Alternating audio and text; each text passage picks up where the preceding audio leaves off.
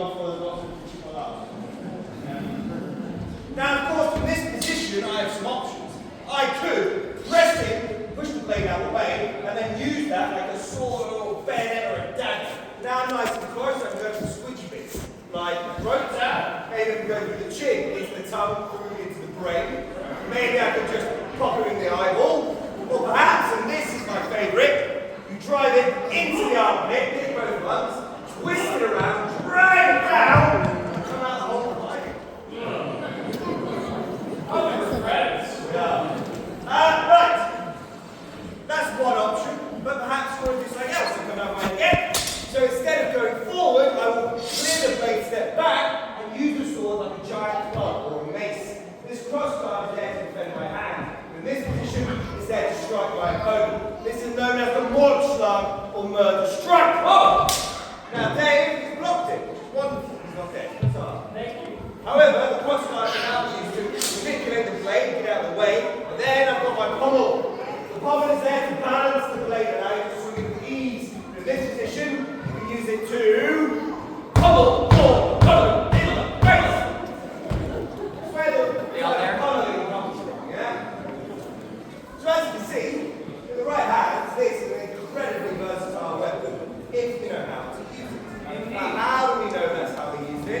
Dave, talk about the manuscript. What an expert catch that was. Yes, how do we know that everything David told you is not just a bunch of big, fat fibs?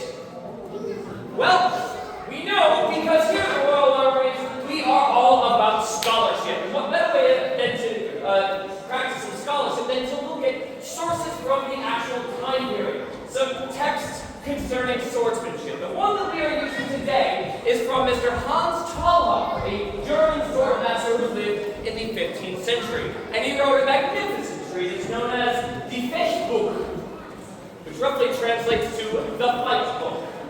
Very inventive name, as you can see. And in this particular plate, we can see, look at that! They are, in fact, using the swords in the exact manner that David prescribed. So he is not telling big fat fibs after all. Now, we have an interesting conundrum when it comes to using these texts because, as you can see, they're static images. They give us one moment from a combat or where a combat can conclude. But how do we get there? A perfect example. This, perhaps my favorite plate from the Fechtbuch. As you can see, we have a man in red and a man in blue. And the man in red has somehow gotten behind the man in blue and has taken hold of both of the swords and has placed them behind the man in blue's neck, kicked him in the small of the back, and is about to give him the world's worst medieval haircut by taking his head from his shoulders.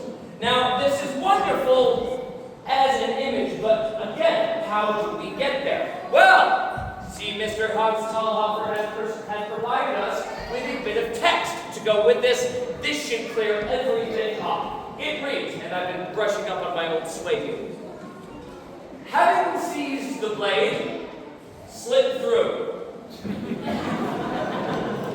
Perfectly clear. Not clear at all, as you can see. So we have to do a little bit of detective work, or as we like to call it, live archaeology, using what we know about the weapon, as David just described to you, what we know about the time period, how the weapons were designed, and our knowledge of basic body mechanics. We have, after all, 2 hands, 2 feet, 2 eyeballs, a head, just like people in the medieval era did. We combine this with our knowledge of existing martial arts, and we have come up with a theory of how we get to this technique could be. Now, David, I'm going to need you for this, please.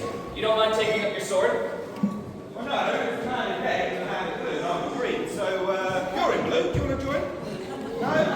You're wearing blue. No?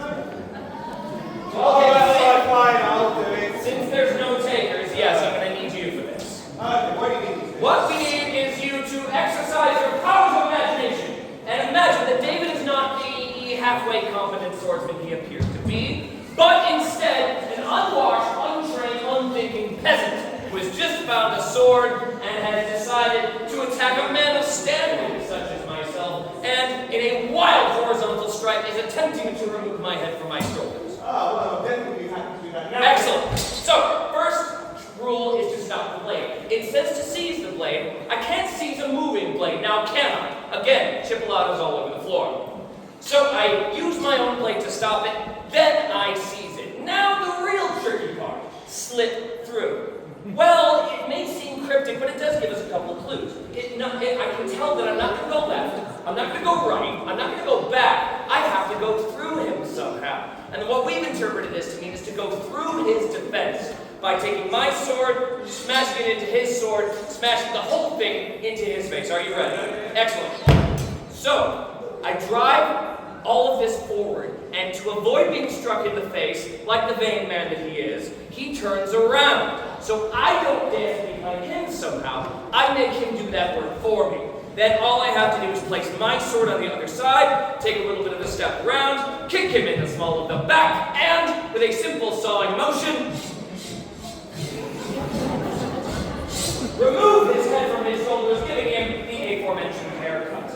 Or at least that's how we think. That's our best educated guess as to how that works. Now, to avoid having everybody's eyes glazed over all of us, we're going to go ahead and walk and talk from that first segment of the fight that we did and show you what our thought process is, what we're trying to achieve in doing so.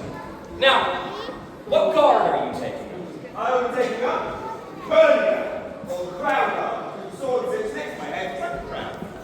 Excellent. Now guards, because I forgot to mention, are great ways to start an attack from, or places you might find yourself in the middle of combat. Now, you've taken up a very aggressive stance. I'm going to go ahead and take the opposite, a rather defensive stance known as the Fool's Guard, or the Alba.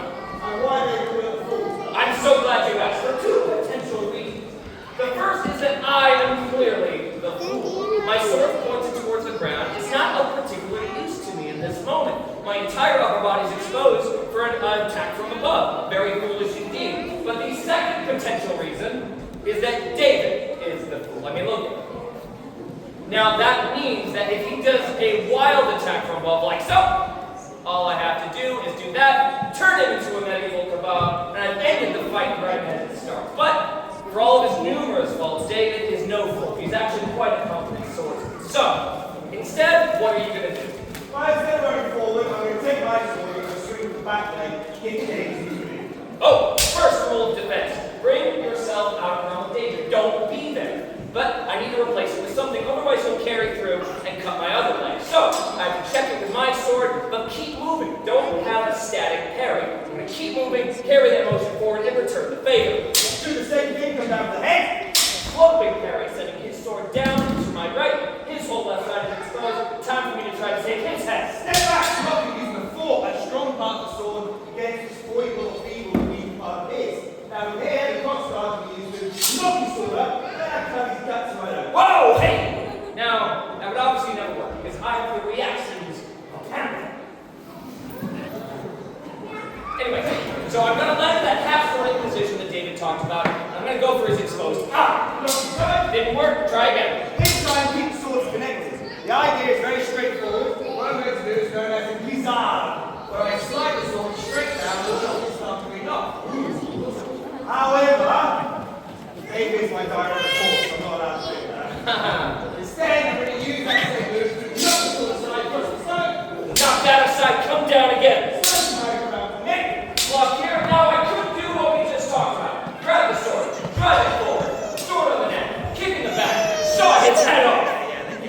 Or I could go for something much simpler. Stop the sword, seize it, use that to wrench the sword out of his hand. Without a sword he can't fight. I have won the bout to rapturous applause.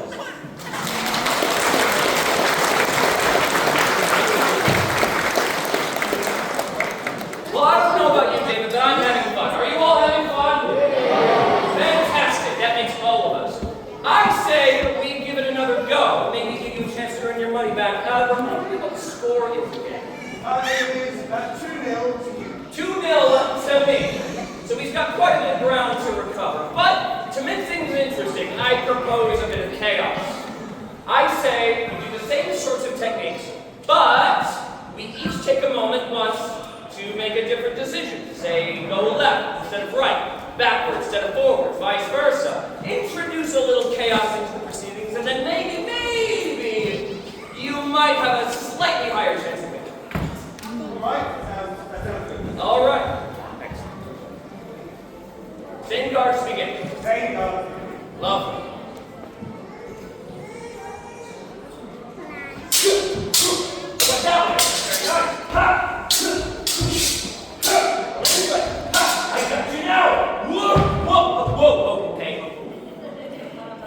Oh. Guilt? Yes, I suppose I do. Okay, excellent. Well,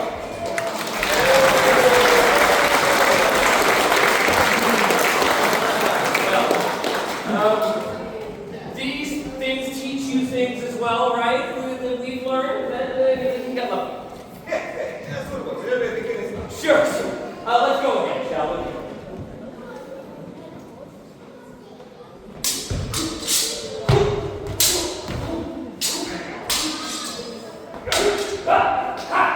Yield. What? Oh, what? Guilt? Yeah, okay, sure. Yield.